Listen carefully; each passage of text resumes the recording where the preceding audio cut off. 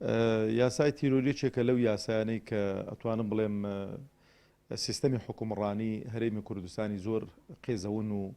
ناشرین کردووە لە نێو دەستگا ئەمنیەکانی هەرێمی کوردستان کە بە شێوەیەکی خراپ بەکارهێنراوە و سیستەمی حکومڕانی زۆر ناشرین کردووە لە نەتەوە یەکگرتووەکان و لە ئەو وڵاتانەی کە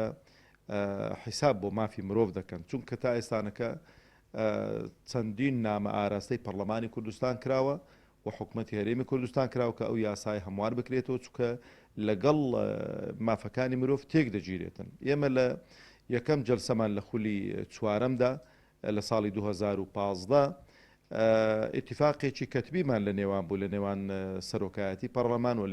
لە نێوان فراکسیۆنەکان کە ئەو یاسایە پێویستی بە هەموارکردنەوەیە تێک دەگیرێتن لەگەڵ پرانسیپی نێودەوڵەتی مافەکانی مرۆڤ. لەبەرەوە فراکسیۆنی کۆمەڵی سامی ئەو کاتەش دەگمان بە درێژکردنەوەی نەدا کە ئیتیفاقیشە بوو کە پاش 6 مانگ ئەو یاسای هەموار بکرێتەوە و لە 2018 جارێکی دیکە کە پرسی ئەو یاسایە هاتە پێشەوە دیسانەکە ئێمە قسەمان لەگەڵ فراکسیۆنەکان و لەگەڵ سەرۆکایەتی پەرلەمان کرد هەمواری یاسامان پێشکەش کردووە و هەموارەکە خوێندنەوەی یەکەمی بۆ کرا کە خوێندنەوەی یەکەمی بۆ کراوە لەگەڵەوەشدا ئێمە دەست دەنگمان بە درێژکردنەوەی نەدا چونکە نێردەی نەتەوە یەکگرتوەکان بۆ مافەکانی مرۆڤ یۆنامی لە عێراق نامەیەکی ئاراستەی جێگری سەرۆکی پەرلەمان و سەرۆکی لژنەی مافەکانی مرۆڤ لە پەرلەمانی کوردستان کردووە کە داوا دەکاتن کە ئەو هەڵەیە نەکەن جارێکی دیکە و یاسای هەموو